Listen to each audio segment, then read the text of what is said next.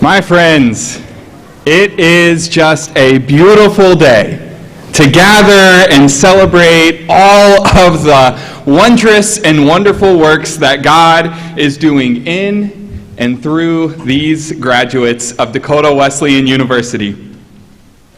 Together today, we honor these students as individuals who have dedicated their lives to being lives of purpose.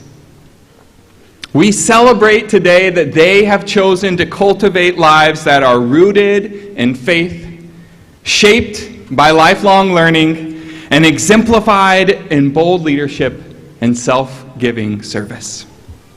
And so we get to gather today to affirm their callings in this world as they pursue ways to serve their communities and lead others in the work of making God's kingdom real here on earth as it is in heaven. So my friends, let us open this time of celebration in prayer together. Will you pray with me? Lord, you have given us the gift of learning. May we see value and be thankful. Lord, you have given us the gift of leadership. May we remain humble and just as we lead. Lord God, you have given us the gift of faith. May we continue to grow and hold fast to you. Lord, you have given us the gift of service. And so may we always be aware and willing.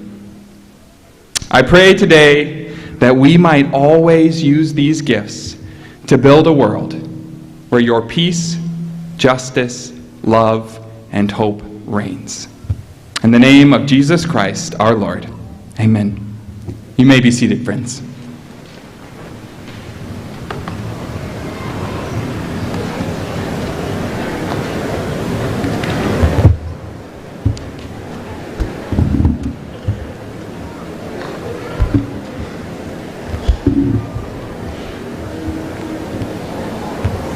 Good afternoon, and welcome to the 2024 Dakota Wesleyan University Commencement Ceremony. My name is Dan Kittle, and I have the honor of serving as the president of Dakota Wesleyan University. On behalf of the Board of Trustees and my colleagues and the faculty and staff, I extend a warm welcome to the families, friends, distinguished guests who have joined us today. And to you, the class of 2024, congratulations. Today is a celebration of what you have accomplished. We gather to honor you, marking this important occasion in your life. Each of your journeys is undoubtedly different, but it culminates in this shared moment where you're being recognized for your hard work, perseverance, and abilities. I hope that you are able to soak up this moment and then take with you the joy and confidence that comes from having accomplished something that has taken you not just hours or days, but months and years. I also want to acknowledge that for many of you, getting here was disrupted by the pandemic. You may have missed out on our high school graduation ceremony. Maybe you had to postpone your pursuit of a degree, or maybe you experienced loss during that time. As my colleagues and I gathered and prepared for this graduation, we had you in our hearts and in our prayers. So may this day, while it can't replace what was lost, may this day hold special meaning for you. A culmination of your journey at DWU, and a recognition that you overcame unique hardships to get here. In fact, the experiences of the recent years remind us that we must accept uncertainty and have a mindset that readies us for change. Your DWU education prepares you for that world in more ways than some may appreciate. Yes, you have honed an ability to communicate, to read, to understand, and critique, to write in ways that capture facts and make a compelling argument. Class presentations and your co-curricular experiences have expanded your abilities to speak well so that you might be able to share important information and offer a compelling perspective to the communities you'll serve. You have scientific knowledge, mathematical abilities, you understand elements of reasoning, you have frameworks of thinking that come from history, religion, psychology, education, business, and so on. You have skills and abilities that will most certainly serve you well. In addition, a DWU education provides you something else, something that is just as important, maybe even more important. You are prepared to think critically. You have witnessed the value of curiosity, entering some experiences that you might imagine in one relatively narrow way and come to find something much more interesting and valuable. You have practiced listening. In doing so, you have come to value and appreciate someone else's perspective. Through working with those diverse groups, with people that have different experiences from your own, you have developed an ability to work well with others.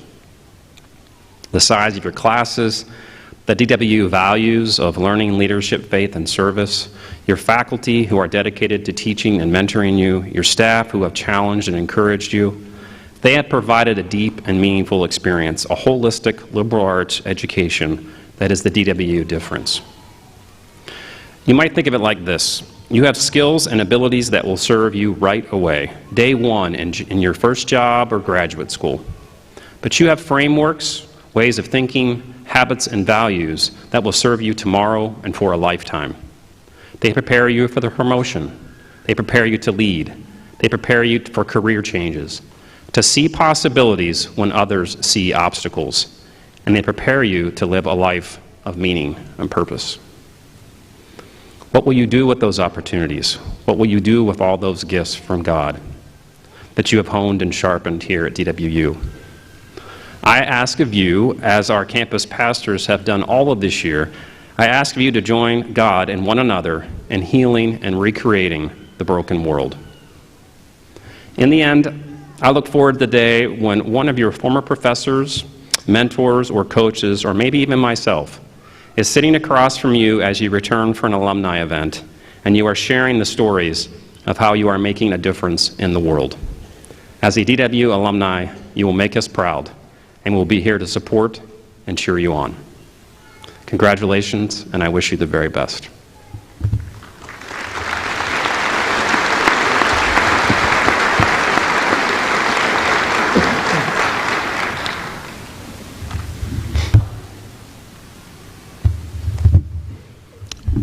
This is quite an honor. Sharing about the commencement and the academy, the formal stuff. Commencement celebrates the attainment of academic degrees and, more importantly, the knowledge and the abilities that we are confident that a degree from Dakota Wesleyan represents. Commencement is a time of tradition and formality. The robes that the faculty and university officers wear today are known as regalia and connect the academy to its long history. Robes and hoods denote degrees, braids and pins indicate honors, while colors identify academic disciplines and universities' alma maters. This ceremony commemorates the growth of our graduates and their accomplishments, both as students and as human beings. We thank all of you who are gathered today in recognition of the graduating class of 2024. The honorary degree will now be conferred, so I invite Dr. Kittle, President Kittle, back up to the podium.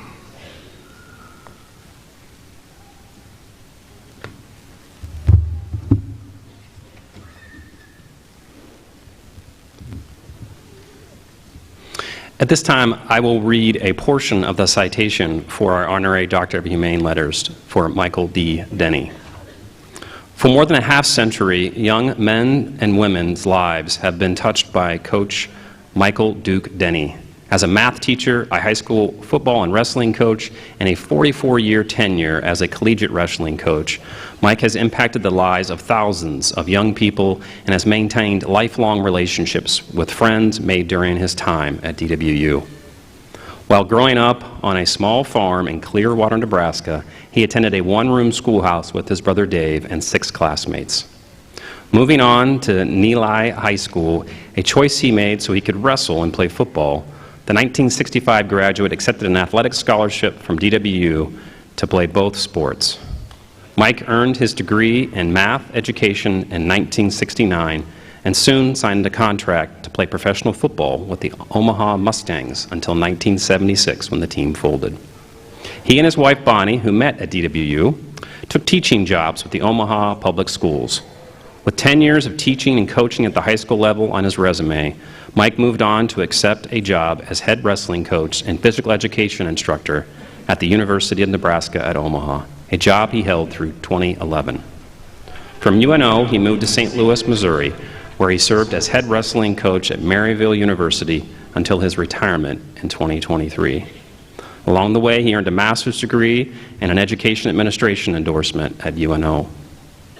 There is neither enough time nor enough paper to properly list all of Mike's many professional accomplishments, but they include multiple NCAA Division II team championships, 35 NCAA Division II individual champions, 209 Division II All-Americans, 228 Scholar All-Americans, 6 Academic National Team Championships, the only wrestling team in all divisions to ever win the Team National Championship and the Team Academic National Championship in the same year. Was named 2011 Intermath Coach of the Year, which recognized him as the top collegiate wrestling coach across all NCAA divisions. He started the Maryville Wrestling Program and went on to earn many NCAA Division II Teams awards. He was named the NCAA Division II Wrestling Coach of the Year 3 times and is a member of the Wrestling Hall of Fame. Mike is also well known at Dakota Wesleyan with many friends he has maintained in his 50-plus years since graduation.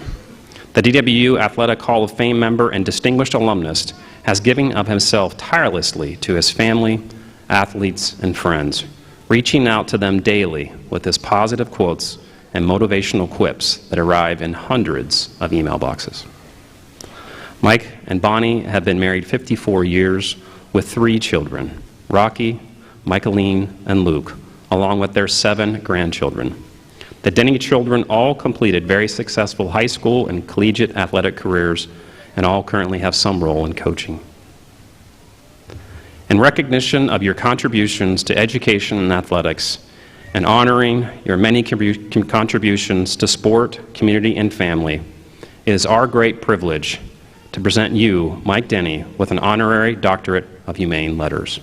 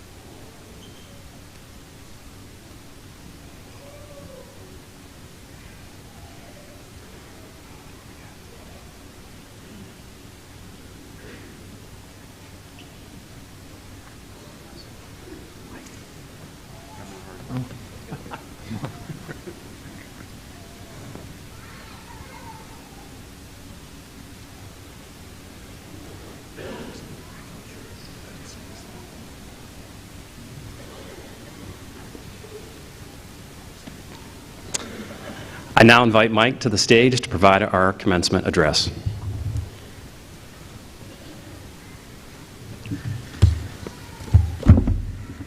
Dang, we got a packed house. Looks like we're having a wrestling match in here or something.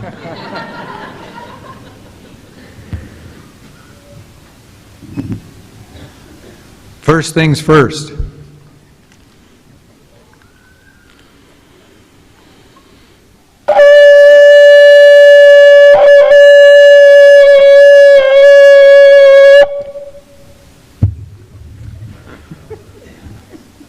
The shofar, the ram's horn.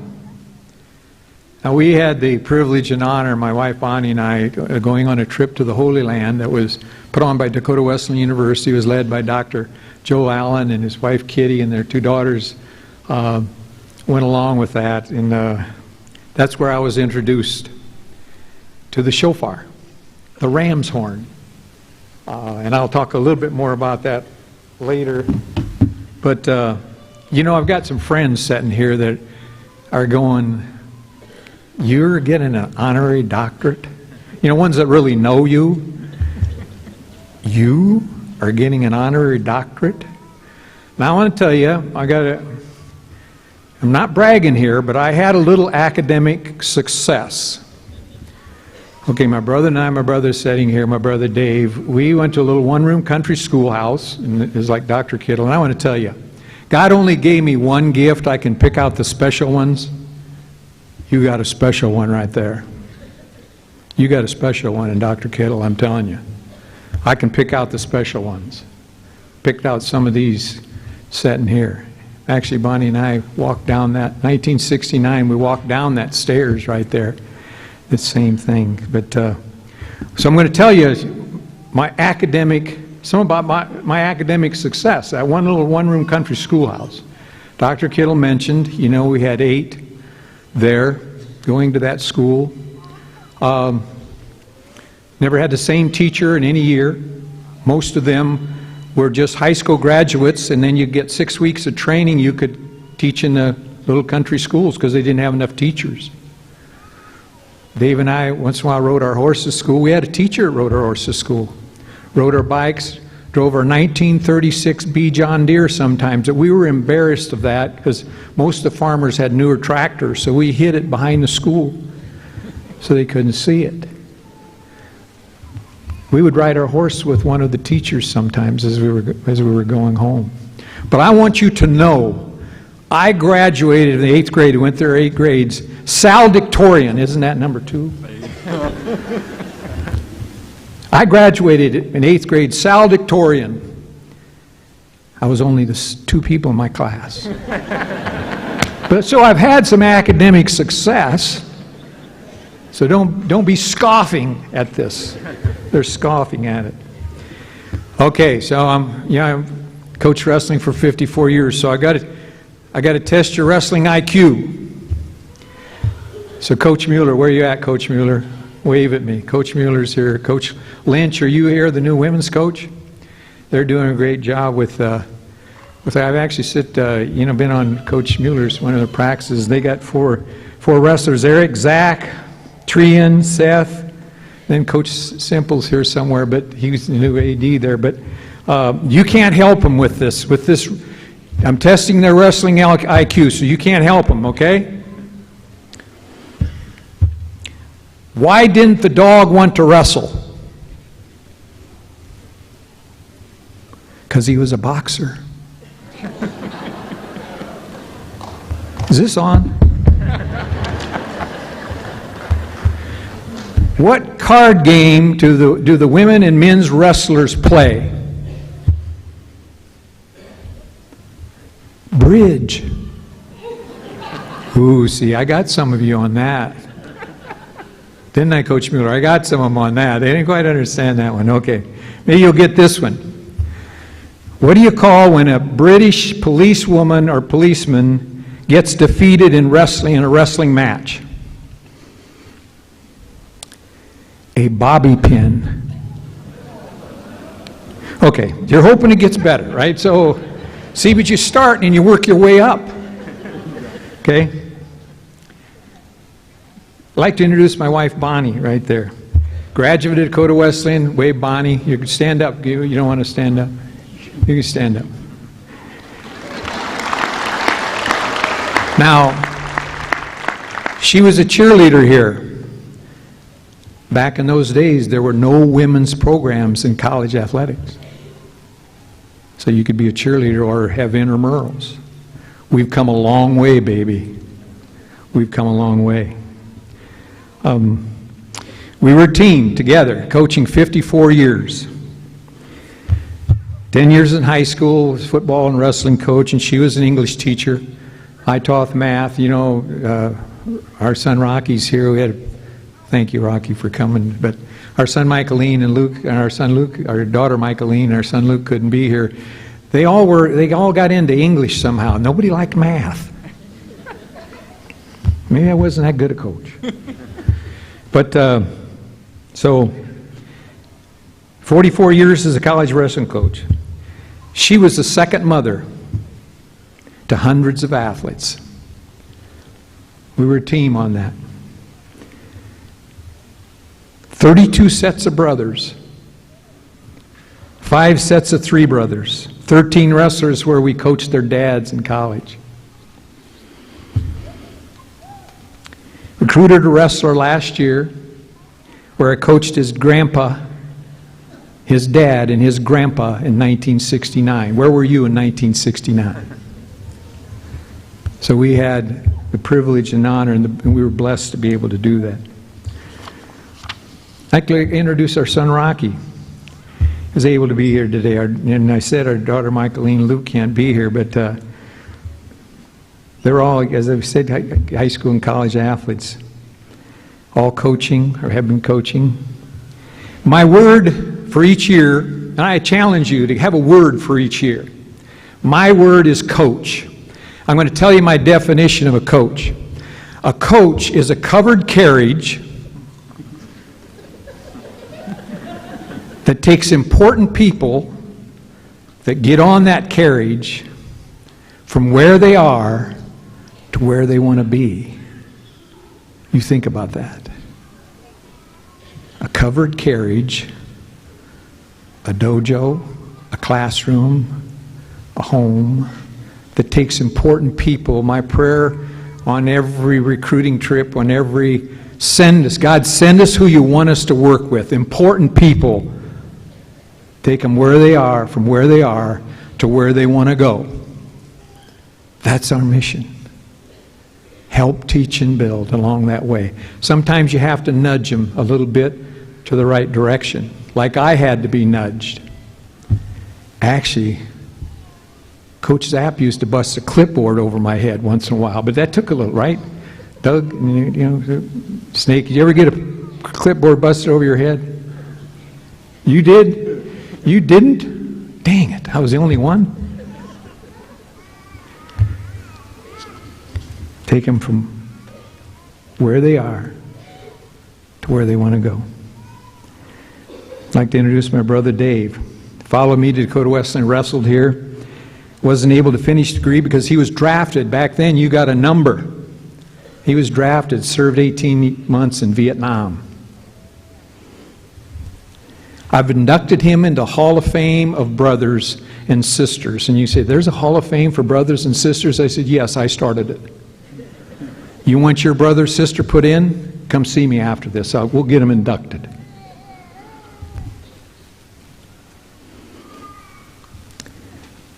There are people in our crew that have sat with you where you've sat. I want to just mention that. 11 of them. My brother Dave and I, Bonnie, her sister Mary, who's here with her husband, who he met here, Bob and Mary Carlson, her other sister Paula, her brother Charlie is here with his wife Jane. Where are you at, Charlie? Right there. Dakota Wesleyan University. Their mother, Amelia, graduated from here, met her husband, Forrest. They were, today I was talking about them, they didn't even know, who's Forrest and Amelia? It was Bing and Billy. He was a football player, track athlete. He's in the Dakota Wesleyan University Athletic Hall of Fame. They met here, both graduated from here. Her two sisters went here, Laura and Ruth. Ruth taught here as a professor for a while. Laura met her husband here, Oscar, who also played football and was a track athlete. 11. This was holy ground for them. You know, David's my biblical hero. I'm going to tell you how much David is my biblical hero. There's Kitty over there. Kitty wave. The trip we went to the Holy Land. I got to visit David's grave. I was just, okay, so when I came back, that was 7 years ago, when I came back, I said, I'm going to give it to, when we come back in the fall, I like to really have something for our team, just really, kick the year off. I said, what I'm going to do, I'm going to make my own sling, this is the sling, and I'm going to teach myself how to sling. I practiced all summer. Slinging. Now, let me tell you, David's set a mighty men in his warring party. He had slingers that could knock birds out of the air, left-handed and right-handed slingers. So I practiced and practiced. And I built a cardboard replica of Goliath, 9 foot 9 inches. Read all this from the Bible. 9 foot 9 inches, built in. I painted it to whatever I thought Goliath looked like back in that day. You know, his spearhead weighed 25 pounds. His sword was longer than some people are tall. So I practiced, and I hung that up in our dojo. That first meeting back, I had all the team around. I said, okay, I got all this inspiration. I'm going to take the 5 stones. I brought in 5 stones. And I'm going to hit him right between the eyes. So I said, okay, big lead up, you know, relating every little thing to them. And man, then I said, okay, and I want to tell you about slinging. There's, you know, you can go a lot of different ways with this thing. And I wasn't real sure which direction it'd go. So first thing they did was hide behind tables and chairs. So I said, I'm going to miss the first one because I'm going to show you the force that's behind this. It put a hole in one of the whiteboards that we had. That's how powerful it can be. The second stone, I missed. The third stone, I missed. The fourth stone, I clipped the side of his head. The fifth stone, I missed.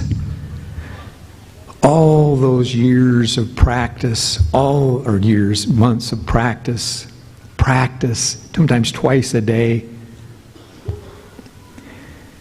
One of my wrestlers got out from behind a table, went over, picked up one of those stones, brought it to me and said, Coach, you deserve another chance. Christian Logis was his name. And he says, God gives us another chance. Okay, Christian, I'm going to marry him and his wife here at the end of May. And I want to tell you, I hit him right between the eyes. And I still have that cardboard statue of Goliath folded up, and it's got a hole right between his eyes. Because I had somebody that said, you deserve another chance.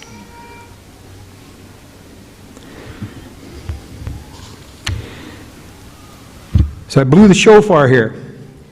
I'll tell you why. I found out when we went over there, David blew the shofar asking for God's blessing on every event, on every battle, on everything that happened.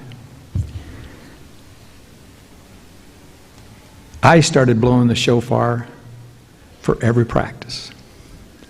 My wife and I blow it now every morning before we work out. We blow the shofar. I carry it with me on trips. We blow the shofar, asking God's blessing on that day, on that event. You know, David is the only one in the Bible that's mentioned after God's heart. The only one. Not Noah, not Abraham, not Moses, David. It's the only one. I want to be after God's heart. And David certainly wasn't perfect. If you've read about David, you know he wasn't perfect. He was a great leader, a great king, but he had his flaws. There was a point in David's life where he was on the run, all alone. He hid in caves from King Saul, who was going to hunt him down and kill him. But he was joined in that cave by 3 mighty men. Those mighty men grew to 30.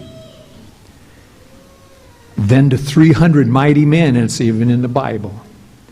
Then to 400. Then to even maybe 500 mighty men and mighty women. He had left-handed slingers, right-handed slingers, archers that could knock a bird out of the air. Now, I use my bow, my old recurve all the time too, but I can't knock a bird out of the air with it. But David's men and mighty women, were much more than fighting warriors. They were also after God's heart. If we are surrounded by mighty men and mighty women, and we're after God's heart, we know we're going somewhere. We know we're going somewhere where we need to go. When my brother and I came to Dakota Wesleyan, it was our dojo. I've been in judo and jiu-jitsu for 55 years. We call our place of training a dojo. We also call it a place of enlightenment. It's not just a dojo. It's not just a training area. It's a place of enlightenment. That's what Dakota Wesleyan was for Dave and I. It was a place of training. It was also a place of enlightenment. We were recruited here and coached by some mighty men. Coach Zapp, Coach Fossness, Coach Lepore. Just talked with him the other day. He's 86 years old. He's had 6 bypasses, 2 hip replacements, and a knee replacement. He's lost his son to cancer, his wife to cancer. Great conversation. He's a mighty man.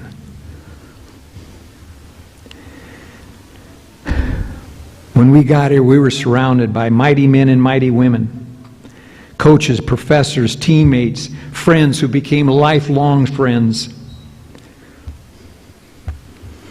We were surrounded in this dojo right here, and those dojos up there, by mighty men and mighty women, teachers and builders, striving to master the art of encouragement. So you know what I want you to do now? And I'm going to do it.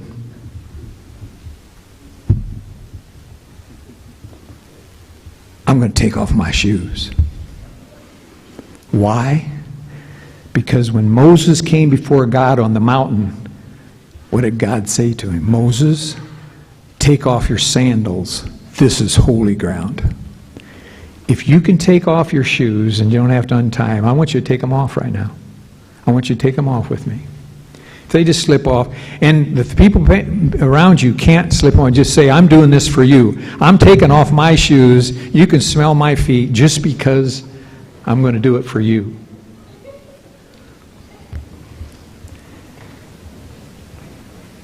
Before ever practice, before I stepped on the mat to coach, I took off my shoes because it was holy ground. In judo and jiu-jitsu, we train and fight in our bare feet. That's nothing new for me, but it was a reminder to me to treat our dojo like it was holy ground. Look around you. You're surrounded today by mighty men and mighty women. You're surrounded by your senseis. Sensei's a teacher. Your mothers, your fathers, your grandparents, your brothers and sisters, your mentors, your friends. You are on holy ground. You're surrounded by a leader, a sensei like Dr. Kittle. Senseis, mighty men and women like him, Kitty Allen, Provost Dr. Dreger. Say it. Yeah, let me fix this. I'm coming out of my robe here. I need my belt. Dr. Dreger, campus pastor, I just met him, campus, Dr. Purcell. Coach Mueller, Coach Lynch, Coach Simple, he's here somewhere, the football coach now is the athletic director. You know, our mother was a mighty woman. She was pretty much a single parent mother. Our father was an alcoholic. There was physical and mental abuse. She never had a high school education. Nobody in her family had a high school education. She raised us on that little farm. When she was milking cows by hand, and we were milking them by hand beside her, when she was feeding those cows or hogs or sheep or chickens or working in her garden, I would see her talking to herself. In later years, I got the courage to ask, Mom, who are you talking to all the time when you're by yourself out there working on that farm? She said, I'm just talking to God and reciting Bible verses. I think our mother was on to something. I think there's something we should get on to. Conversations with God. She was a mighty woman after God's heart. In this dojo, on this holy ground, I met a mighty woman, my wife Bonnie. We have been and you have been trained and enlightened by mighty men and mighty women. I met and became great lifelong friends with teammates and people in this campus as you have. I would like the family and friends we have here to stand up and be recognized. I want them to stand up. I want all those that are here that are connected to stand up. Mark, Doug, George, Michelle, Andy, Dave, my friend Snake. Some of them had nicknames I can't really repeat. Cheryl, Charlie, Jane, Bob, Mary, my brother Dave, my wife Bonnie, and Rocky. The first Dakota Wesleyan University graduation was in 1988. 1988 at the Methodist Church down there. We went to the Methodist Church. It's the newer version of it, but located on 4th Avenue and Edmund Street. That church was used for more than 25 years. Oliver E. Murray was the first to graduate with a baccalaureate degree from the college program. You were part of the 20,291 who've sat where you've sat. 20,291 have received their college degrees from Dakota Wesleyan and have been part of this holy ground. Thanks, Kitty, for those numbers. The Corn Palace, this Corn Palace is holy ground. It's also the largest bird and squirrel feeder in the world. Just think of all the games that have been played here, all the events that have been here. I wrestled in the conference tournament on mats right where you're sitting, on this floor. This was holy ground. A veteran coach that I have great respect for told me, Coach, if you're privileged to speak to a group, make sure you tell them the best thing you can tell them. Always do that. I've always remembered that. If I'm doing a clinic, if I'm doing anything, when I'm talking in front of a group, he said, tell them the best thing you can tell them. So I want to conclude by telling you the best thing I can tell you. Blow your shofar every day. Or whatever you have for a shofar. Start every morning asking for God's blessing on your day. Be after God's heart. Take your sandals off and make your dojo, your training ground, your place of enlightenment, holy ground. Treat your home, your workplace like it's holy ground. Surround yourself with mighty men and mighty women who are after God's heart. It's called team power. You're going to need it. With God's help, be a teacher and a builder, a master of the art of encouragement. I haven't mastered it yet. But maybe I still got a few more years left, a few more chances to master that. To conclude, I think we all need a battle cry. I'm going to teach you a battle cry. In judo and jiu-jitsu competition, we bow to each other before we compete, before we fight. Rocky's been through some of those. We raise our arms up, open, facing the person we're going to fight, we're going to compete against, and we give her a battle cry.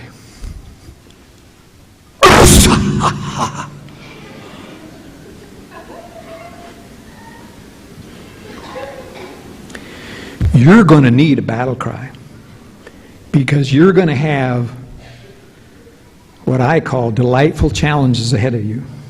You're going to need, and you know what it means? It means you have an undying fighting spirit. You're going to need that to face those delightful challenges and say, "Oos! Bring it on."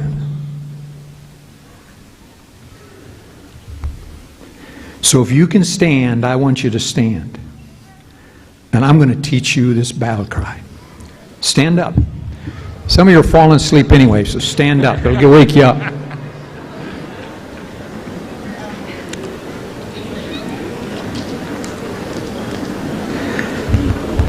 Now, we're going to do this just with me.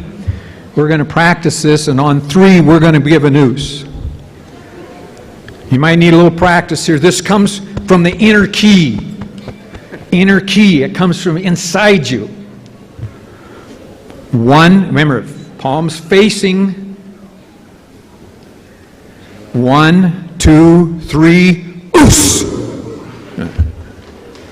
unacceptable. Now you can add a little to it. You can put your own flavor to this. You ready? 1, 2, 3. Oosa! Oosa! And nothing else, it scares the hell out of people.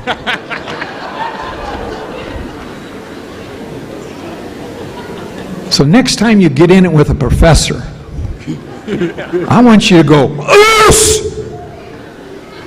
You gave me a grade that should have been better. Good! Because I'm going to get better. Now you know what I want you to do? I want you to face those senseis, those mighty men and women, and I want you to give them an oos. Because you know what else it is? It's a form of respect. It's a form of thank you for allowing me to do this. We get to do this. Face whoever has done that for you. We'll do it 3 times so you can face 3 different people. You can face each other if you want to. Ready? Turn, face. Somebody up there you want to give an oos to. 1, 2, 3, oos! Now face another direction. You got more than one. 1, 2, 3, oos! One more. 1, 2, 3, oos! That's a little better.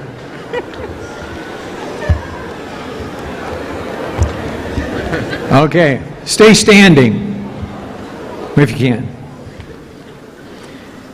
I've written a poem for you for this occasion. Okay? Of course, how do I start that poem off?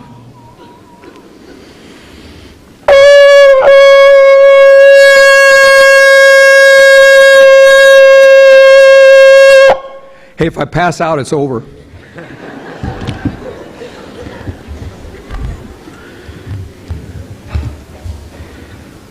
We blow the shofar, asking for God's blessing on your journey now. With deep respect, thankfulness, and gratefulness, we bow.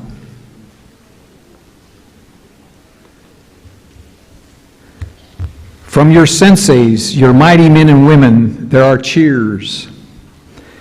From some of you, because this journey ends, there are sweet tears. To each one of you, congrats.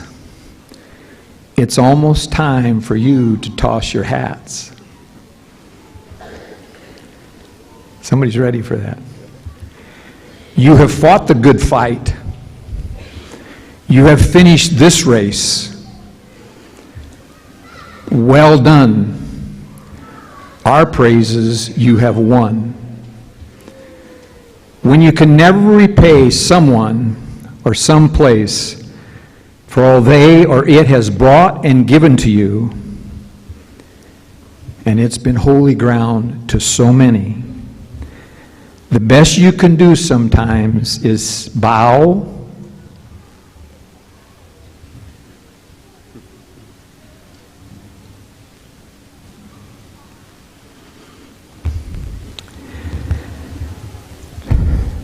and say thank you, thank you, thank you. Dakota Wesleyan University. And say that aplenty. Thank you, thank you, thank you. Dakota Wesleyan University. And we should say that aplenty. And I will say that aplenty. I leave you with this. Oos! Ah! Oos!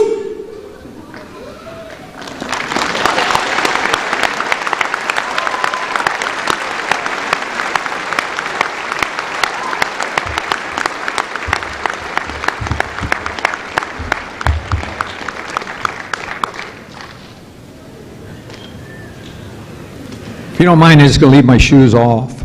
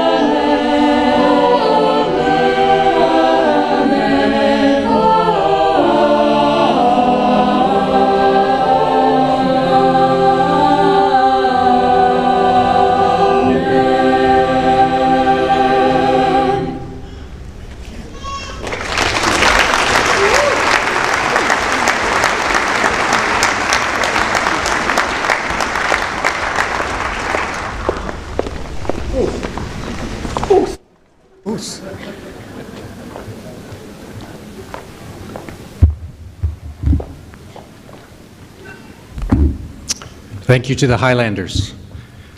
Next up is the Clark Award for Teaching Excellence. This award was established in 1997 through a generous gift from John and Vicki Clark. This award, now in its 27th year, is presented annually at Dakota Wesleyan University's spring commencement ceremony. The university is grateful for the Clark family's long-standing support of the university and the community. The university thanks the Clark family for helping us recognize DWU faculty members with this prestigious award. If any members of the Clark family are here to help issue this award, please be recognized. I got it. No problems. The Clark Award is conferred upon a full-time Dakota Wesleyan faculty member who consistently demonstrates excellence in each of the following 3 areas. The first is excellence in teaching. This includes enthusiasm for teaching and serving students, quality preparation for teaching, staying current in one's discipline, and constantly seeking to improve one's ability to facilitate student learning. The second is excellence in serving the needs of students. This includes holding students to high expectations, being available to students and willing to support them in their learning and growth, and encouraging and challenging students to expand their learning. The third criteria is service to the university and community. This includes participating in campus activities beyond the scope of one's academic role, supporting the mission of the university, and involvement in community activities. Students, administrators, and fellow faculty members nominate faculty members for this honor. In reviewing the nominations submitted on behalf of this year's recipient, alongside their past annual reviews, teaching evaluations, and student comments of support, this year's recipient exemplifies how DW faculty can serve as mentors for their students. Mentors whose leadership is rooted in their character, their knowledge, their patience, and their service to others. This year's recipient is appreciated by students for helping them feel welcome as prospective students during visits, and then again as first-year students. This year's recipient is appreciated by students for providing regular opportunities to engage in service to the community. This year's recipient is appreciated by students for sustaining a determined effort to help all students persist through a variety of professional settings.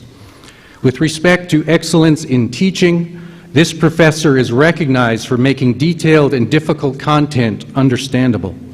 This professor is appreciated by students for offering detailed explanations and visuals during class, followed by additional practice and one-on-one meetings when necessary. The professor aims for strong outcomes in content knowledge, competencies, and skills.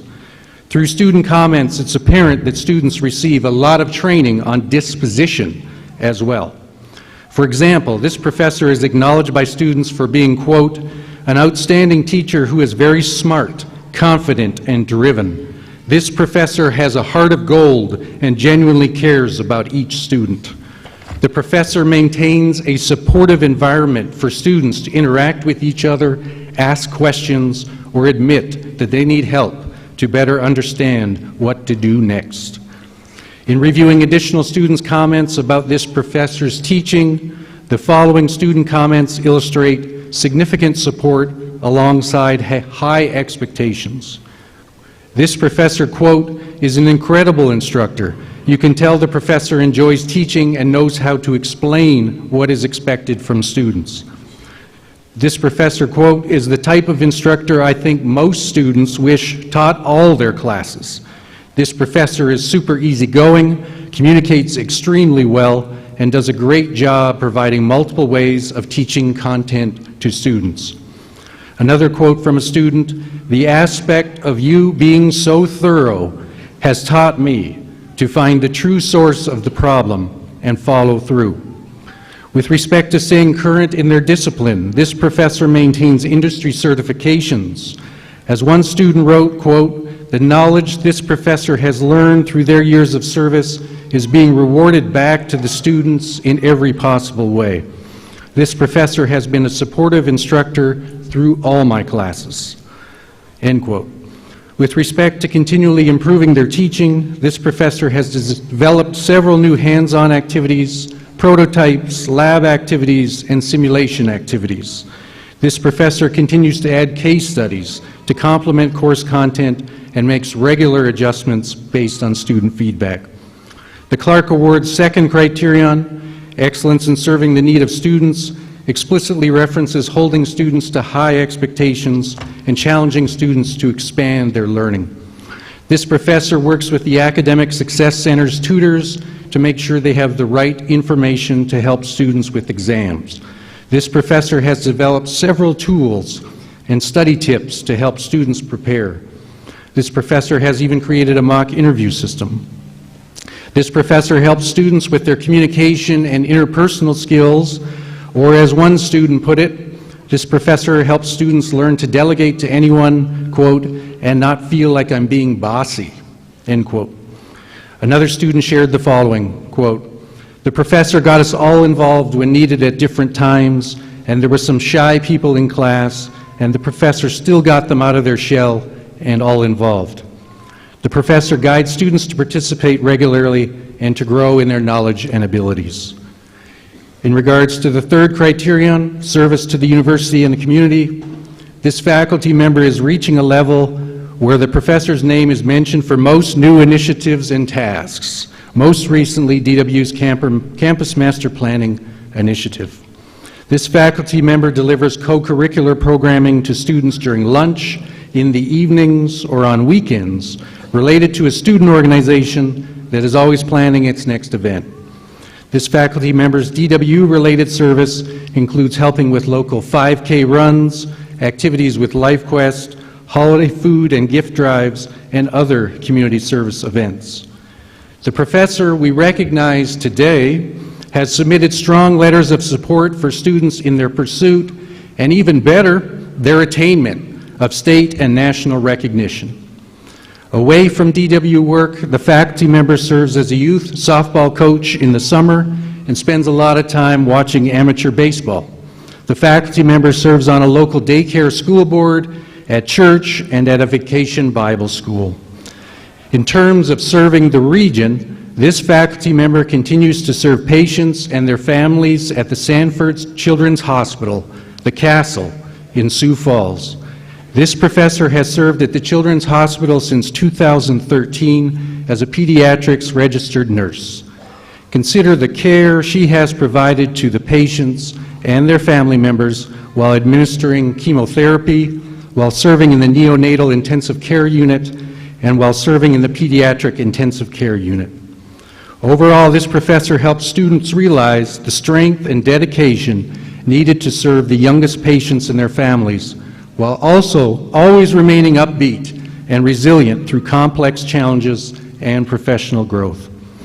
There's a collection of essays written by nurses titled, "I Wasn't Strong Like This When I Started Out: True Stories of Becoming a Nurse." The editor of that collection notes how the essays written by nurses demonstrate that, quote, "being on the front lines of medicine requires empathy, fortitude, knowledge, and grace." This year's winner is a mentor who demonstrates those exact qualities when instructing and guiding students to become a nurse: empathy, fortitude, knowledge, and grace. Please join me in congratulating the 2024 recipient of the Clark Award for Teaching Excellence, Assistant Professor of Nursing, Paige Gao.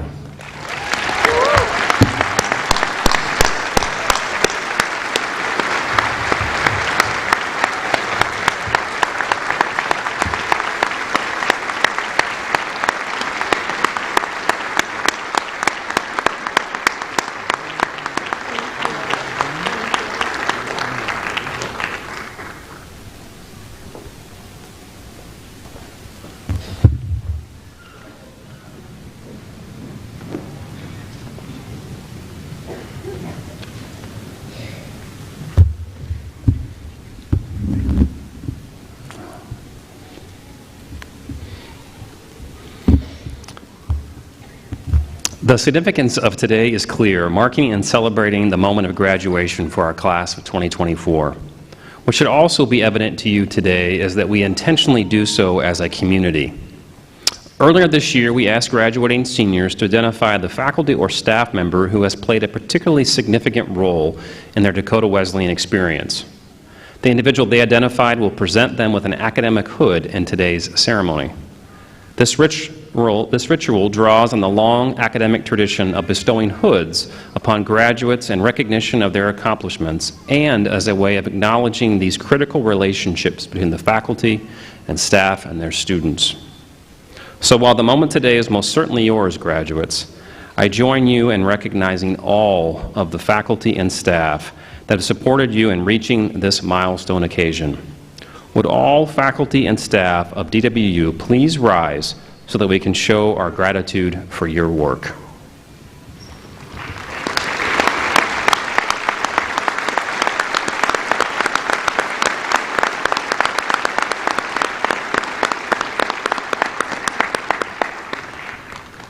Thank you. Before we begin recognizing this year's graduates, I'd like to spend a few moments recognizing two students who have successfully completed the Wesleyan Quest certificate on our campus this past year. As I call your name, please come forward. The first recipient is Marcus Dante Mancuso. Marcus has averaged 5 DWU course credit hours per semester and 3 hours per week of community service, which has assisted him in developing employment skills. He completed his project skills internship with Anderson Signage this past school year at the Mitchell Walmart location. Marcus has enjoyed being the men's basketball student manager for the past 2 seasons. He says some of his favorite courses while attending DWU were art and first aid CPR. About his DWU experience, Marcus said, "The best thing about attending college was making new friends and getting to be part of a college basketball team." Congratulations, Marcus.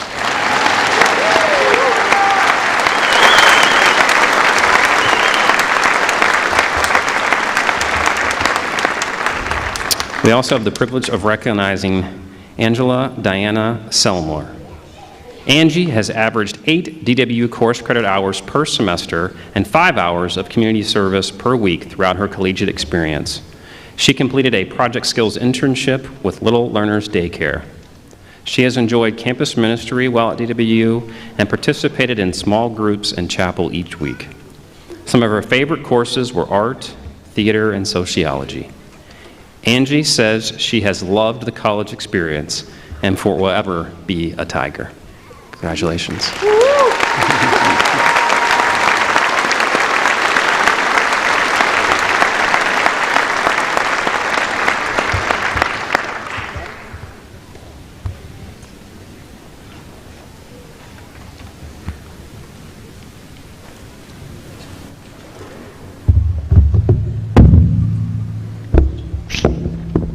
It's on. We will first recognize our Associate of Science degrees that were awarded earlier this year. As those Associate of Science graduates with our Earn and Learn program at Peer who are unable to attend today's ceremony, however, were previously recognized and conferred at a December ceremony. Those individuals include Aiden Lucas Burke, Elizabeth Marisol Diabla with honors, Ingrid Maldondo Sanchez, Eric Michael Siegfried, and Ariel Elizabeth Valle with honors. Congratulations to those receiving Associate of Science degrees.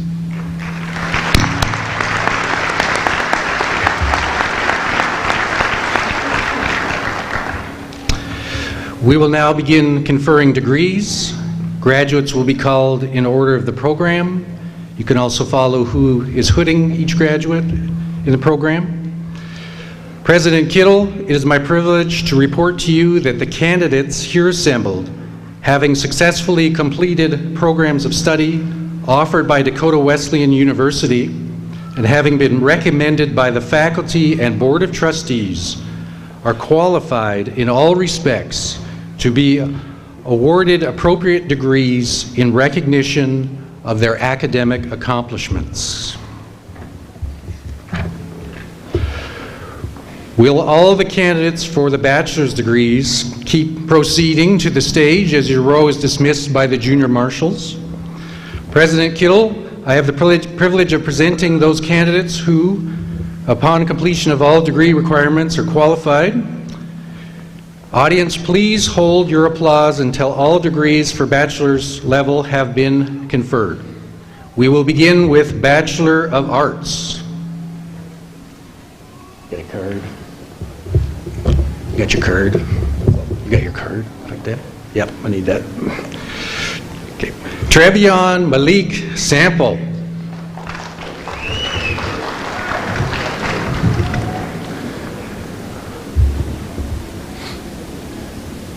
Barrick Minor.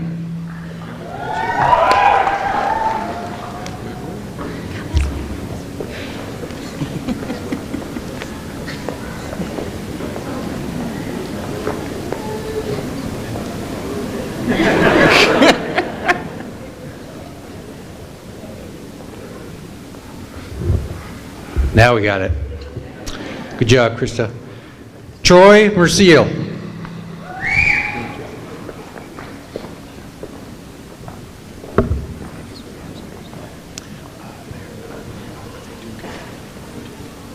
Aubrey Michelle Reese.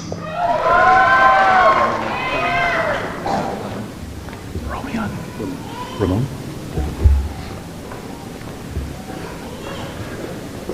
Ramon Joshua Grieve.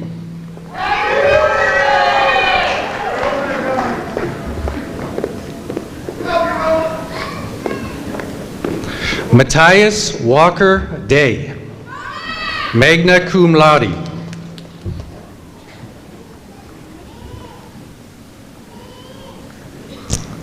Logan Christopher Davis.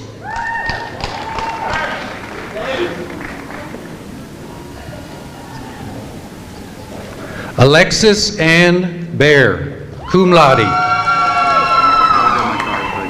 Ryan Mix.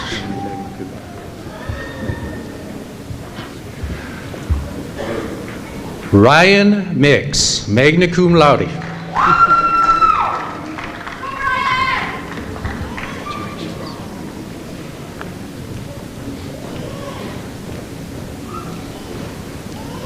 Avery John Nordby, cum laude.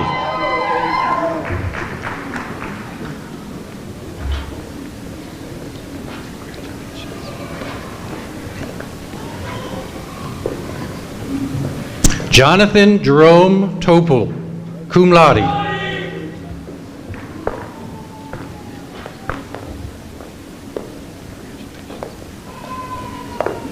Brittany Ray Lovery.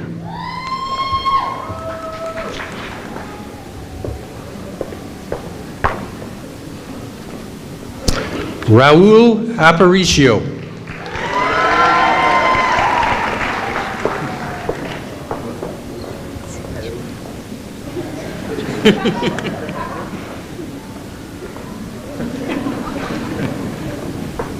Mesa Jaylyn Bartman, magna cum laude. Laude. Yep, thank you. Olivia Lee Foster, magna cum laude.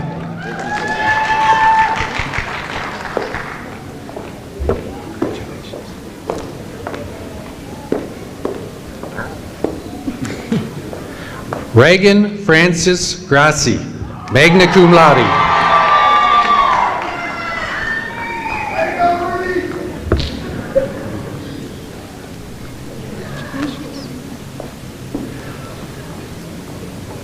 Keely Noel Confers, summa cum laude.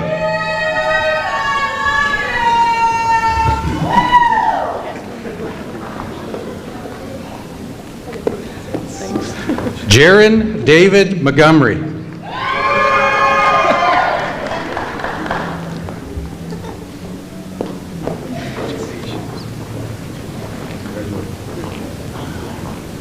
Jane Meriwether Kelly, summa cum laude.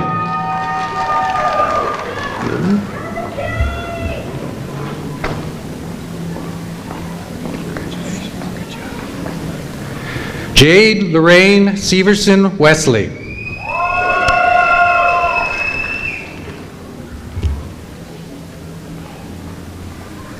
Lexi Durham, summa cum laude.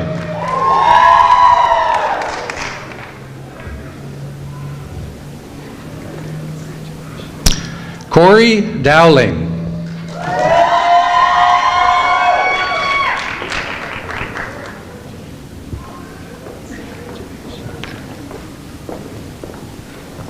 Madeline Elizabeth Anderson, magna cum laude.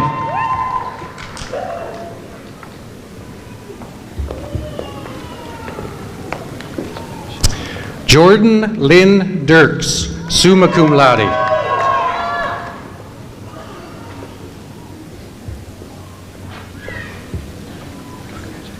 Adam John Ortmeyer, magna cum laude.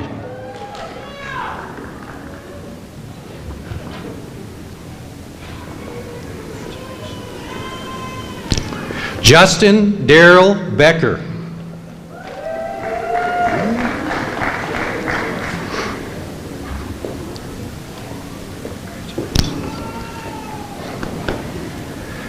Seth Tyler Caro, cum laude.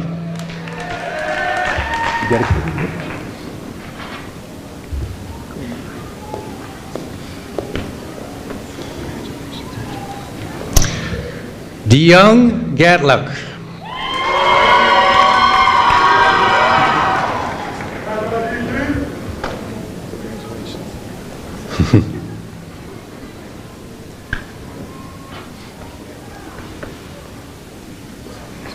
Carter Dreyer, cum laude.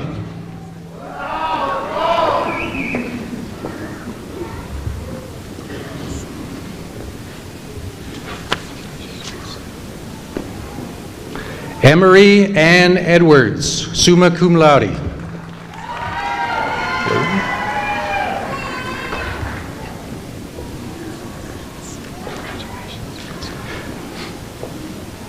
Caitlin Marie Ferris, magna cum laude.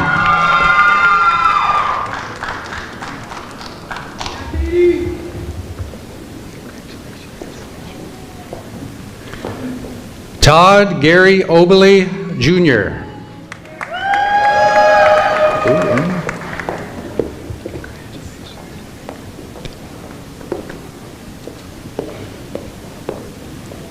Erin Grace Rodert, summa cum laude.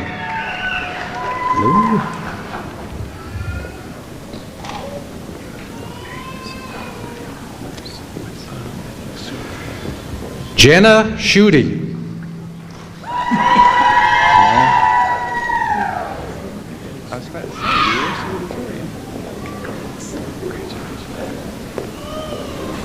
Maya Rayleigh Wilson.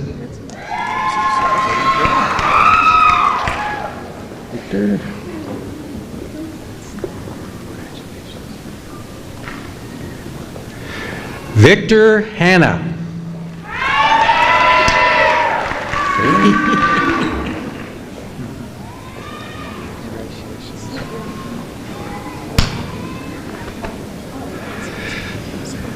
Carol Sue Ellen Morey.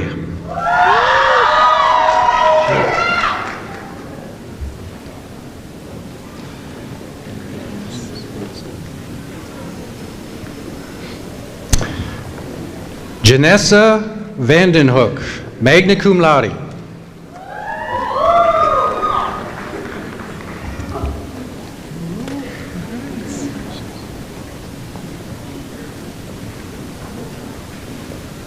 Caleb Timothy Majeski, summa cum laude.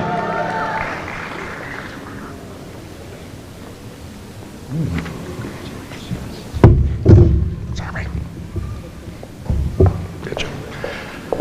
We will now recognize the Bachelors of Science graduates. Isabel K. Enan.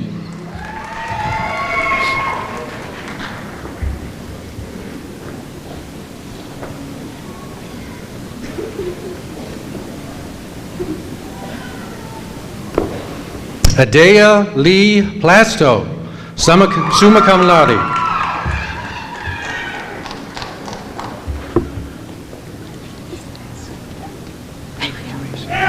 Lena Elizabeth McCoy, cum laude.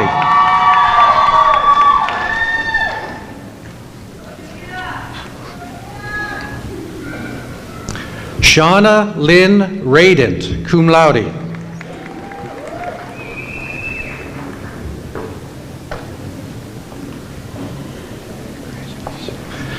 Mackenzie Ray Wagner, magna cum laude.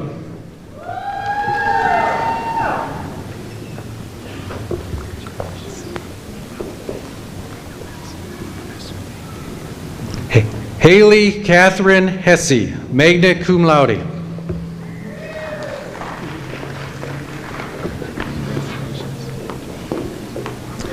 Delaney Rose Horan.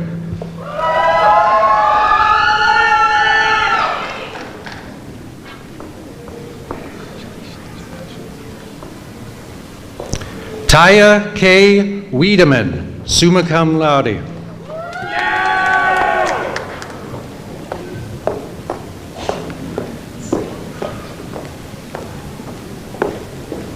Aaron William Black.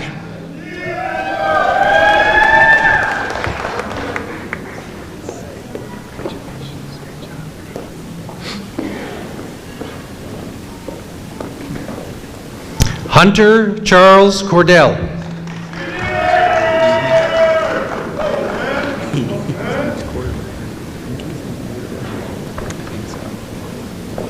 Jesus Manuel Herrera.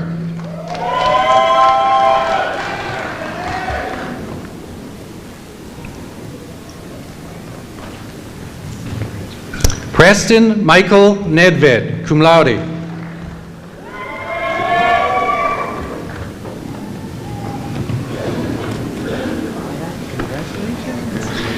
Keel Francis Nelson.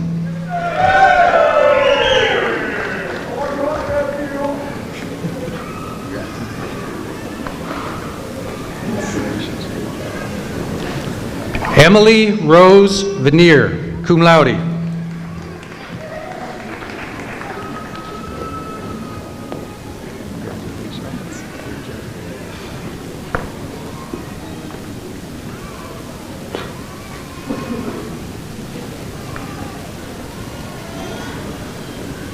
Brady James Fritz, cum laude.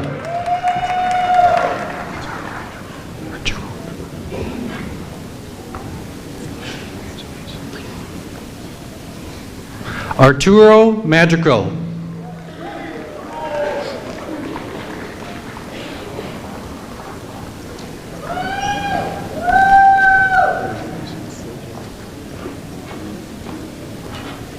Taylor Nicole Stearman.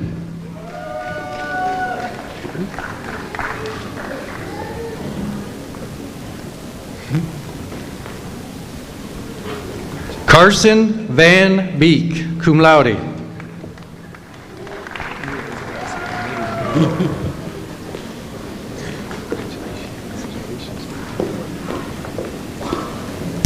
Parker John Grojon, John.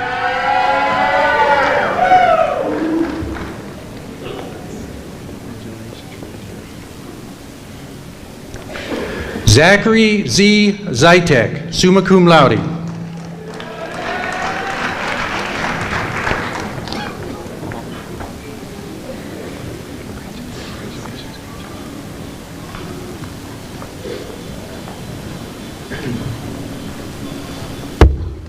Seth Marcus Christensen.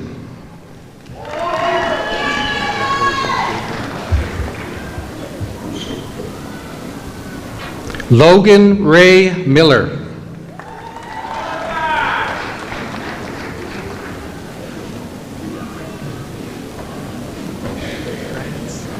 Sean Patrick Pinkerton.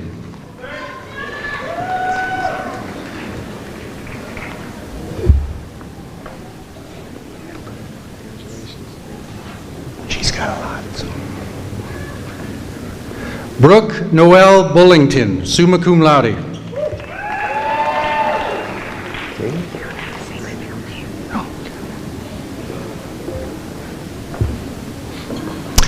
Taya Davis, cum laude.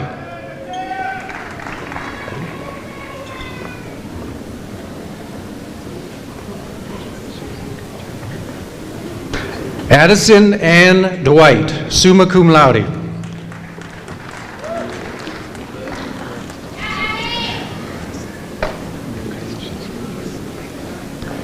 Tessa Jean Goal, summa cum laude.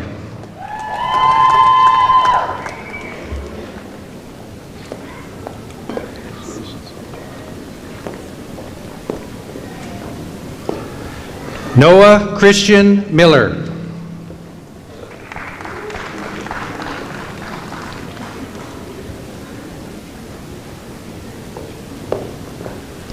Brenna Elise Mockler, magna cum laude.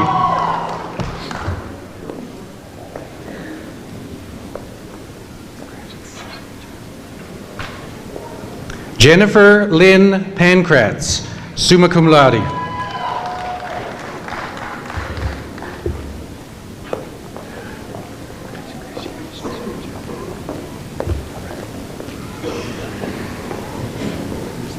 Aubrey Isabel Radka, cum laude.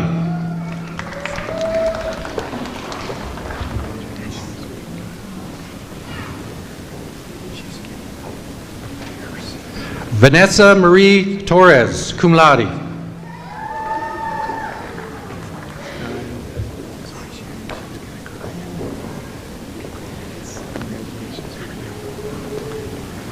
Reagan Elise Waddell.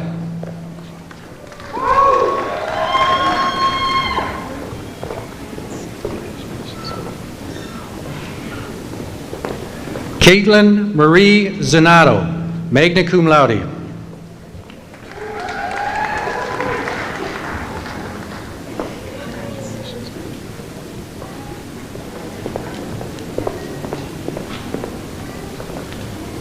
Ricky May Hin.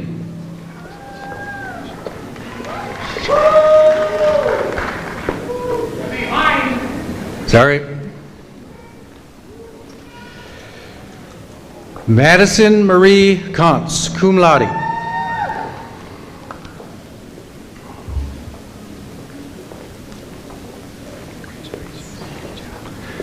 Samantha Jean Schultz.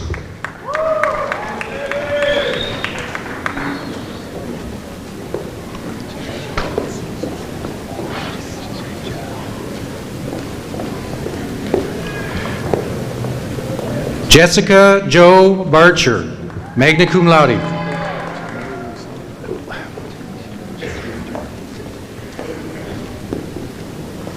Tegan Evers.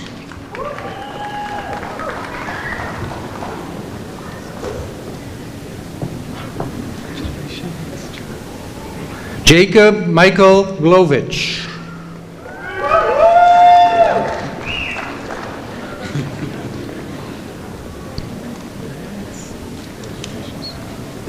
Ryan Timothy McGinnis, cum laude.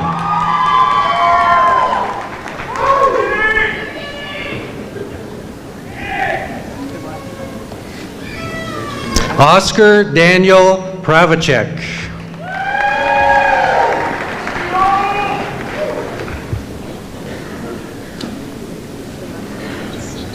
Nicholas James Whittier. Sydney.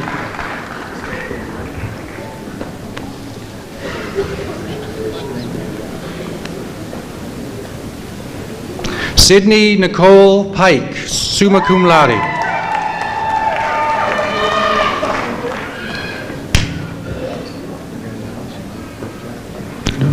Ashton Angeli Evans, cum laude.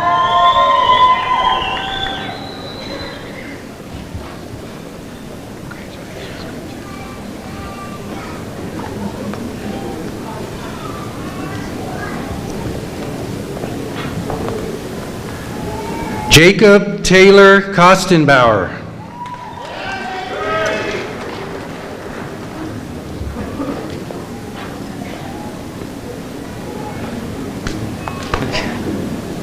Salvatore Joseph David O'Neill, Jr., cum laude.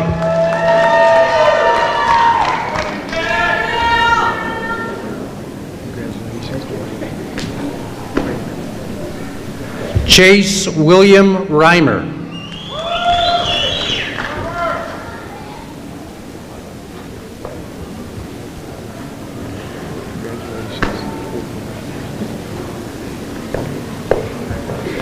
Esther Garcia.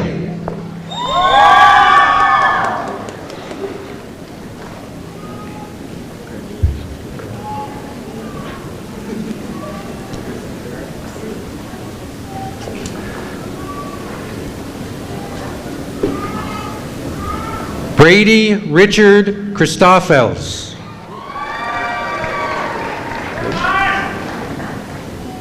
Engen.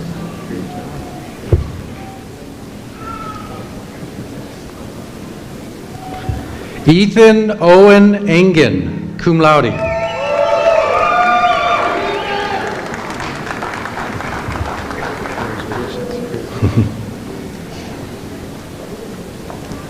Gavin Randolph Pankratz.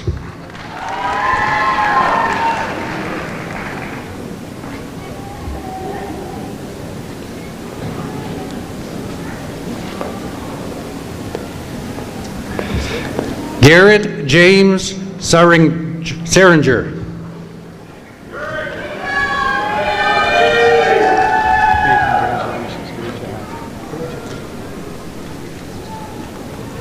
Seth Julius Espis.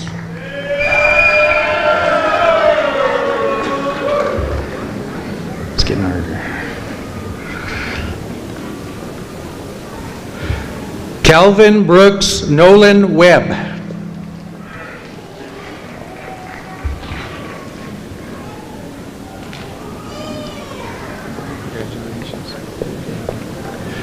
Britton Jean Smith, cum laude.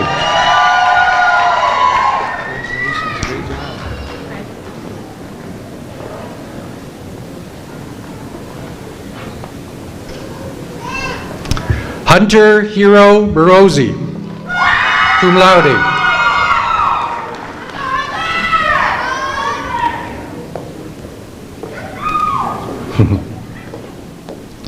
Alyssa Christine Burke, summa cum laude.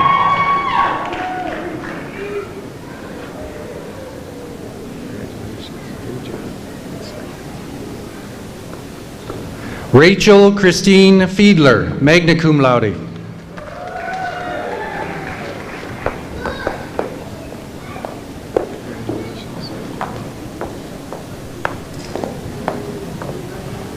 Lily Yvonne Kemp.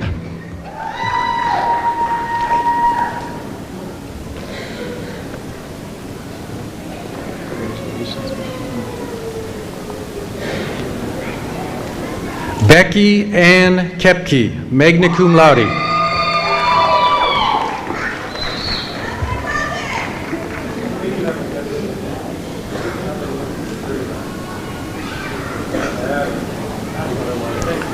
Austin Edward Lee, summa cum laude.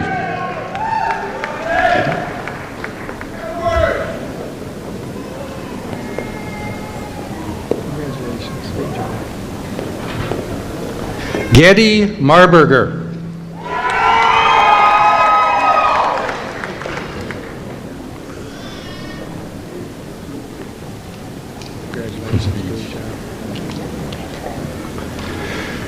Julia K. Sanderson, summa cum laude.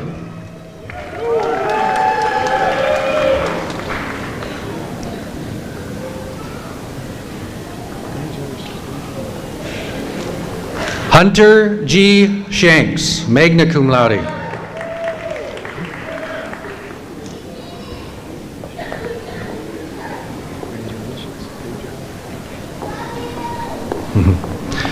Miana Grace T. White, cum laude.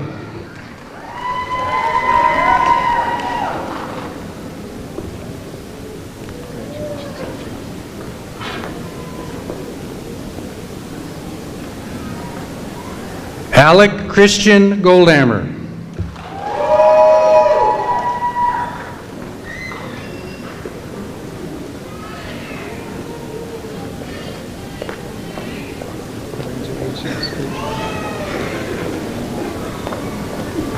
Logan Dwayne Fierbach.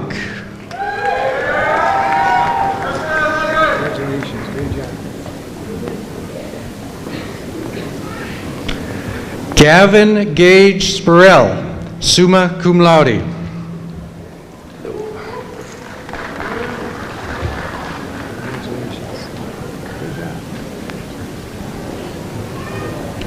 Anna Christine Campbell, summa cum laude.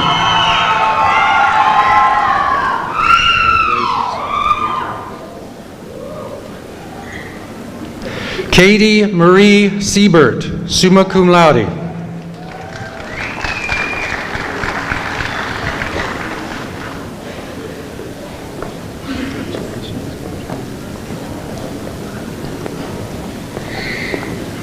Mackenzie Marie Bisker, summa cum laude.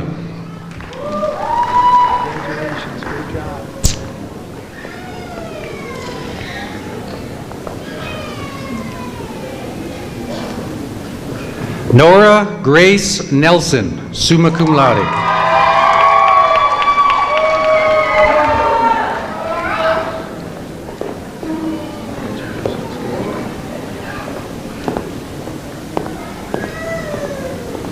Elizabeth Catherine Ortiz, summa cum laude.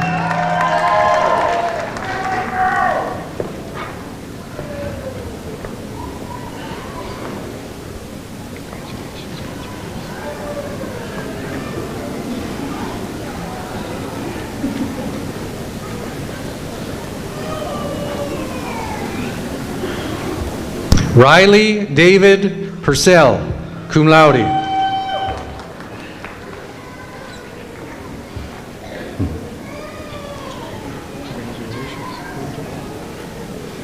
Cassie Jean Stewart. Is it Tapia or Topia? Tapia?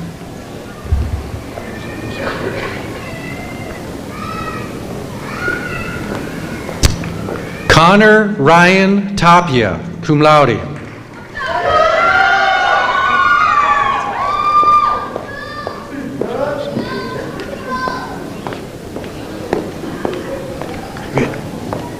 Audrey Lynn Kesters, summa cum laude.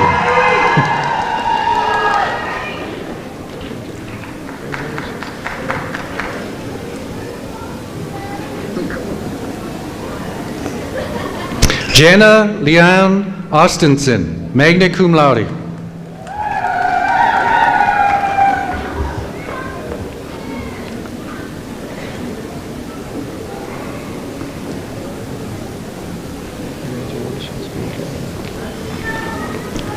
Logan Christopher Henke.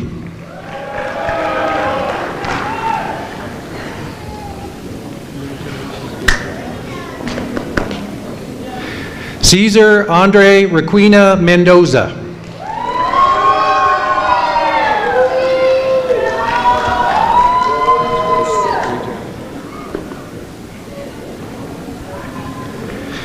DeAndrea Catherine Johnson.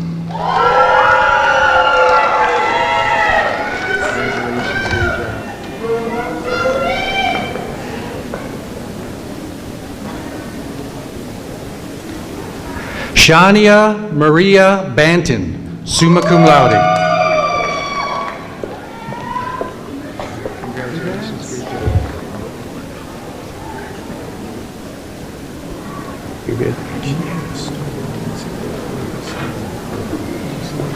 Kelsey May Barstead, cum laude.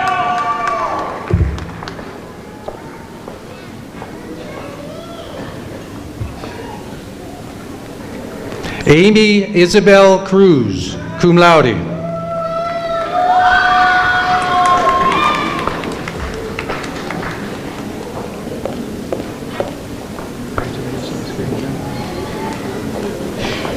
Lindsay Joe Sasker, summa cum laude.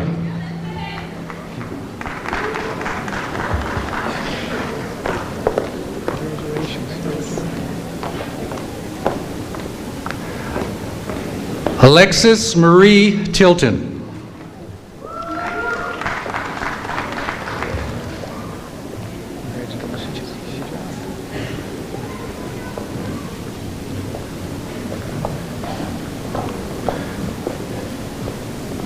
Brooklyn Rose Botel, cum laude.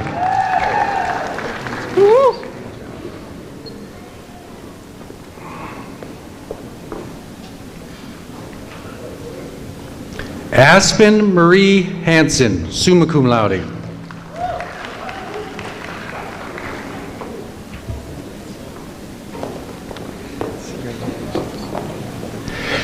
Taylor Marie Indall, summa cum laude.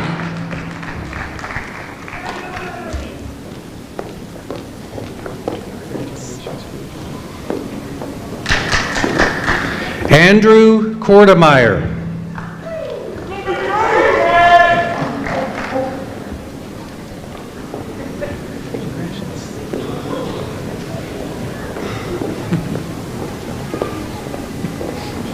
J.C. Lynn Pitts, magna cum laude.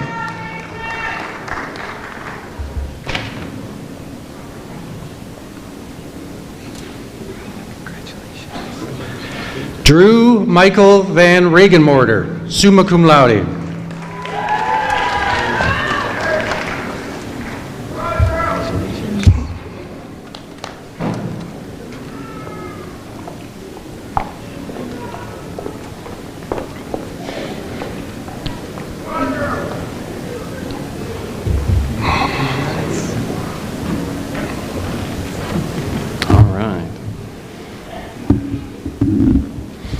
I will now recognize the bachelor's degree graduates who are unable to attend today's ceremony.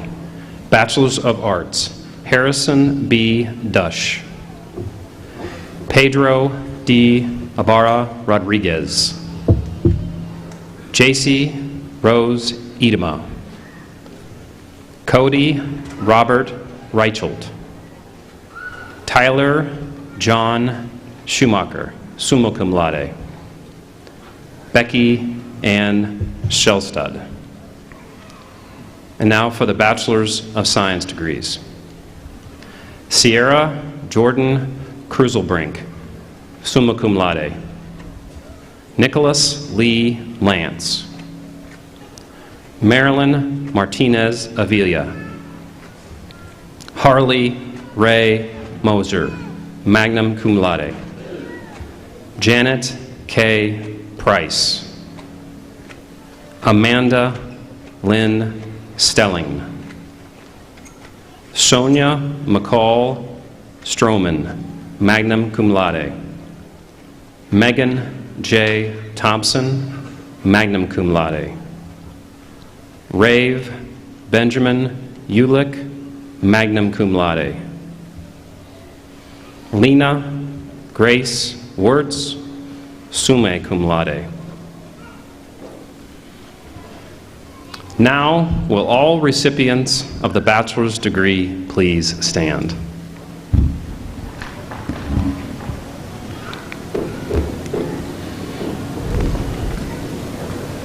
By virtue of the authority vested in me by the Board of Trustees of the University and the State of South Dakota, I do hereby confer upon you a bachelor's degree according to the department in which you have qualified, with all honors, privileges, and responsibilities pertaining thereto. Will the recipients of a bachelor's degree please move their tassels from the right to the left side of their mortarboards, officially signifying their graduation? Please join me in congratulating the bachelor's degree recipients.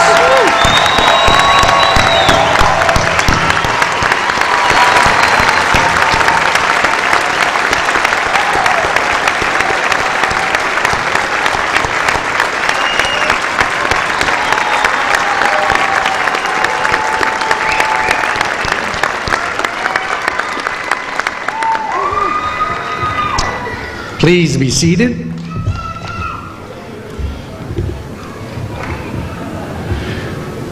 Will all candidates for the master's degree please proceed to the stage as directed by the junior marshals? President Kittle, I have the privilege of presenting those candidates who, upon completion of all degree requirements, are qualified in all respects for the degree of Master of Arts, Masters of Athletic Training, and Masters of the Business Administration.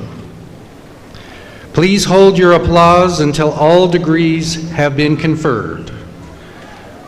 We will begin with the Master of Arts graduates. We will now recognize the Master of Arts in Education, starting with Shaylee K. Nagel.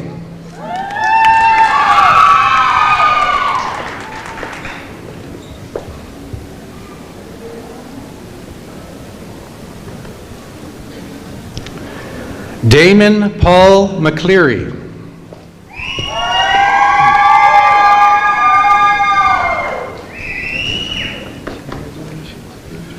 Wanda Yvette Torres de Jesus.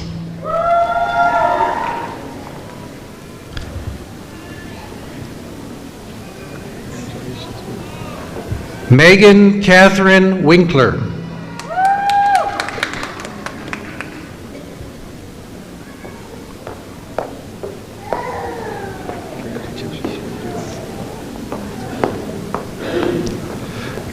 Morgan Faye Bonnickson.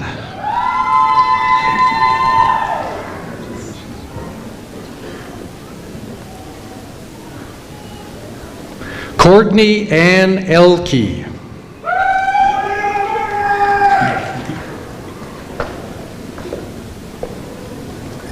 Mackenzie Marie Ferrix.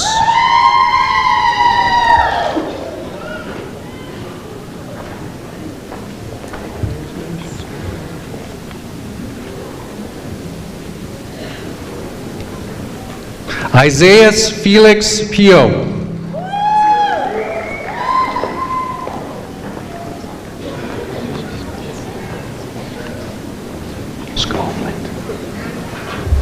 We are now moving on to the Masters of Athletic Training. Skylar Joe Scovland.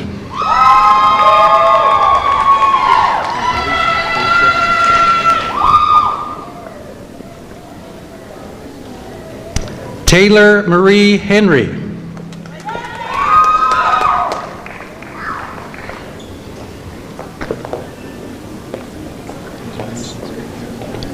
Trey Charles Bowman.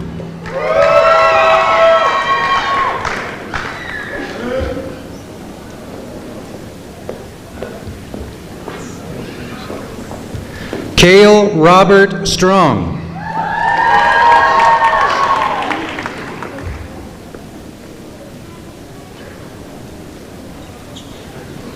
Mackenzie Ann Miller.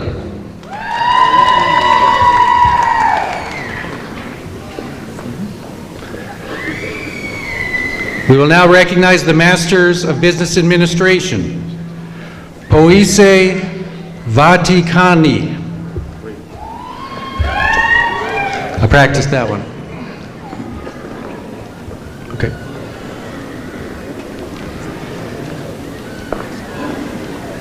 Richard A. Flynn, Jr.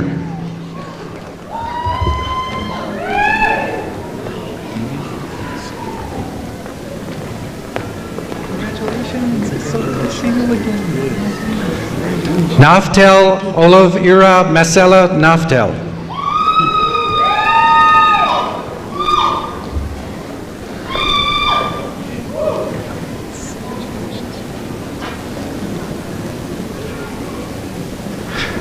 Krager Lee Clark.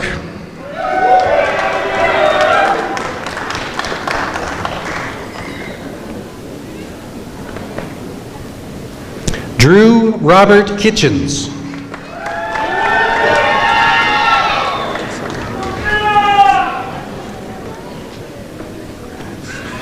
Deirdre Beth Allen.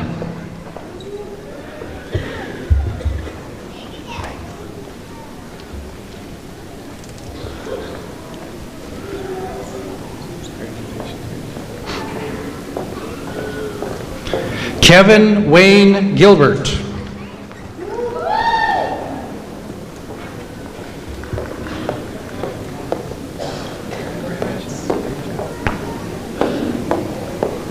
Jenny Lynn Holzier.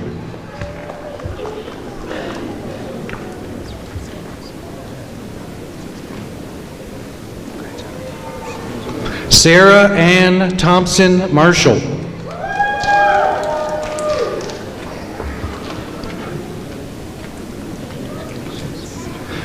Taylor Blake McCart.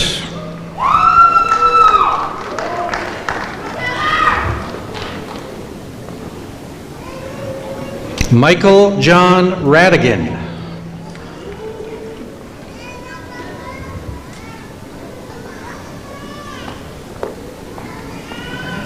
Shay Allen Sorry.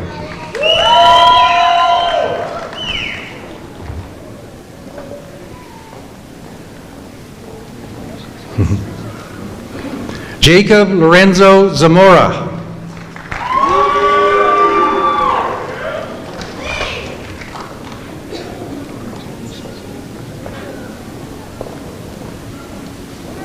Samuel Ryan Henderson.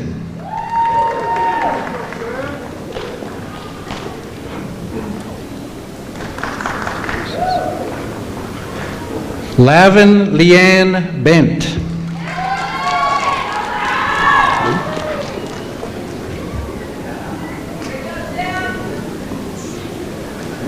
Erin Renee Monker.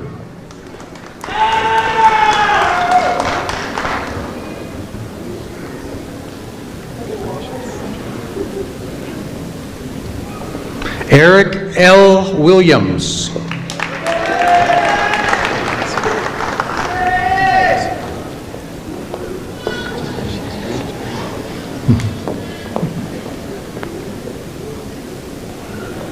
Colleen Allison Buchter.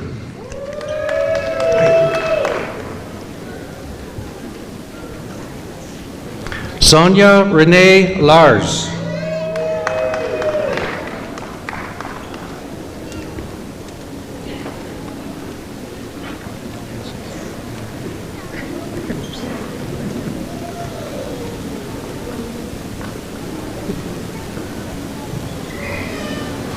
Krista Meeland.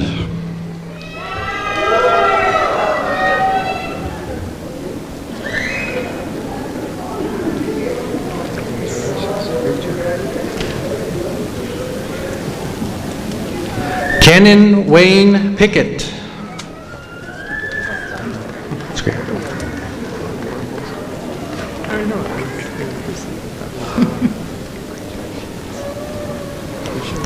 Patricia Lynn Lundell.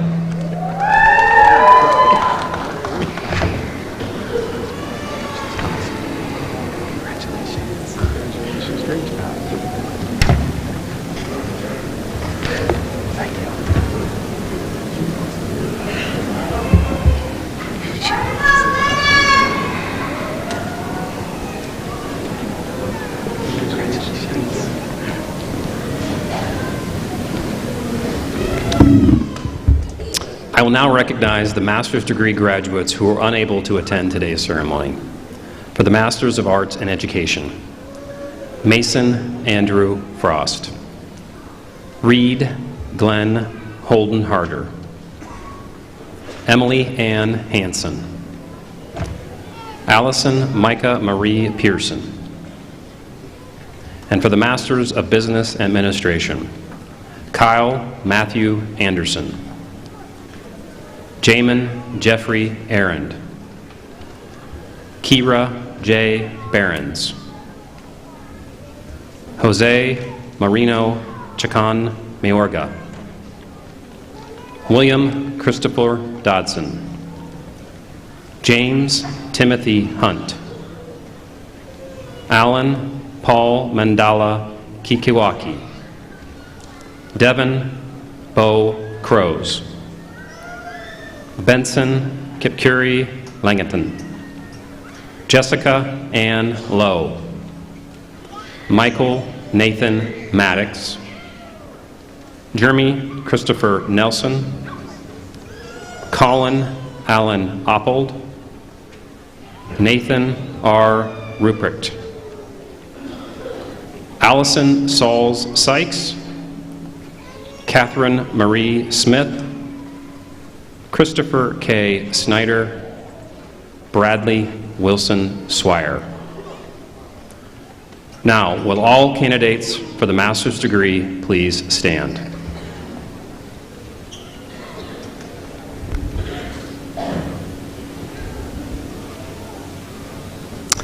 By the virtue of the authority vested in me by the Board of Trustees of this university and the state of South Dakota, I do hereby confer upon you the degree of Master of Arts, Masters of Athletic Training, and Master of Business Administration according to the department in which you have qualified, with all honors, privileges, and responsibilities pertaining thereto. Please join me in congratulating the master's degree recipients.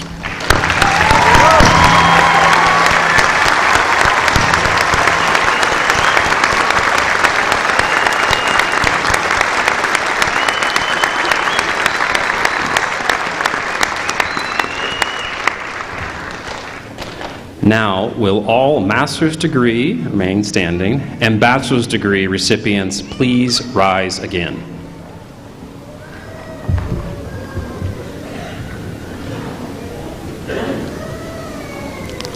Ladies and gentlemen, the graduates of the class of 2024.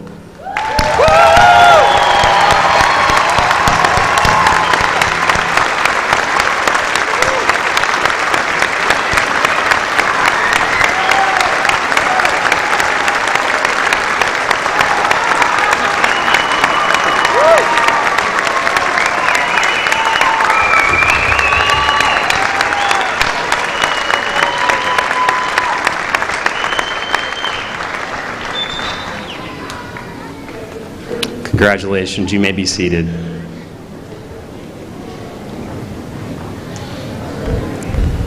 I now invite my colleague Jory Hansen, Director of Development, to the podium for the alumni welcome.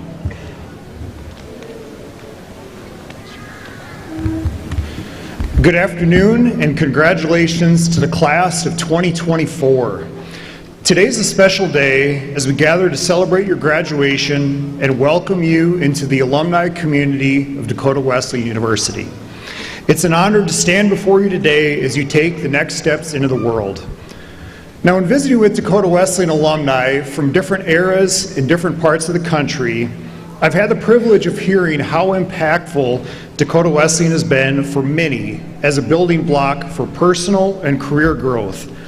I've seen alumni in tears as they recall the impact the university's had on their life, and I've seen alumni pay it forward by establishing endowed scholarships so that the next generation of students can have the same experiences they had years ago and that we celebrate yours today. That is why Dakota Wesleyan is special. As you begin this new chapter in your life, I encourage you to reflect on your time at Dakota Wesleyan. You've gained knowledge, grown your leadership skills, participated in meaningful faith exploration, and engaged in impactful service, all of which will serve you well in future endeavors. But most importantly, you've grown as individuals, discovering your passions and values that will guide you in the years to come. As you step into the world, remember that you're not alone. You are part now of a strong and supportive alumni community that is here to help you navigate the challenges and opportunities that lie ahead. But beyond the practical benefits, being part of Dakota Wesleyan alumni is a source of pride and inspiration. You're part of a legacy of excellence and achievement, and you have the opportunity to carry that legacy forward. No matter where your career path leads, you have the power to make a difference. And you have the support of alumni to help you achieve your goals. Now remember, being alumni is not just about what you receive, but it's also about what you can give back. As you progress in your career and your life, remember to stay engaged with your alma mater. We enjoy learning of and celebrating your various personal and career wins you'll experience along the way. We look forward to sharing your stories with other alumni, and we hope you'll stay connected through mentoring current students, attending events, or donating to support scholarships or special projects.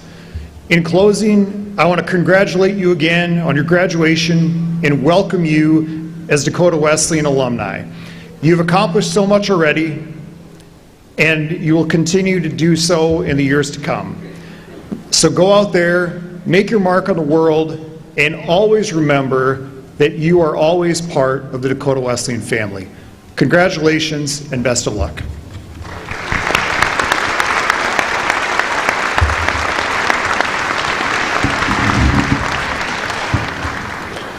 Thank you, Jory. On behalf of Dakota Wesleyan University, I thank you for supporting and celebrating the graduates of the class of 2024. Thank you to all of those that drove a great distance to be here, including many of the graduates.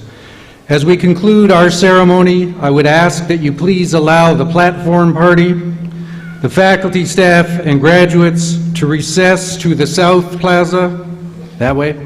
Before exiting, graduates, please follow the guidance of the junior marshals as you exit in a somewhat orderly fashion through the southern doors of the Corn Palace, the holy ground. As you exit, you will find the Dakota Wesleyan faculty have formed a corridor, it's like a cattle chute, for you to walk through. Once you have made it through that corridor, please disperse across the entire area. Family and guests, please join us on the South Plaza and parking lot for light refreshments. I now invite Reverend Dr. Anthony Purcell to the podium for his famous benediction. My friends, if you will, stand with me as we prepare to send these graduates out in recession. I do want to leave you with one blessing of sending. May the Lord bless you and keep you. May the Lord grant you wisdom for learning and insight for leading. May the Lord strengthen your faith for the journey ahead of you. May the Lord use your gifts for a lifetime of serving others. May the Lord guide you to be the difference in the lives of others. And may the Lord remind you to love unconditionally as you pursue your callings. And in honor of the newly conferred Dr. Denny, I will send you forth from this place with one final Hussa! Amen, friends.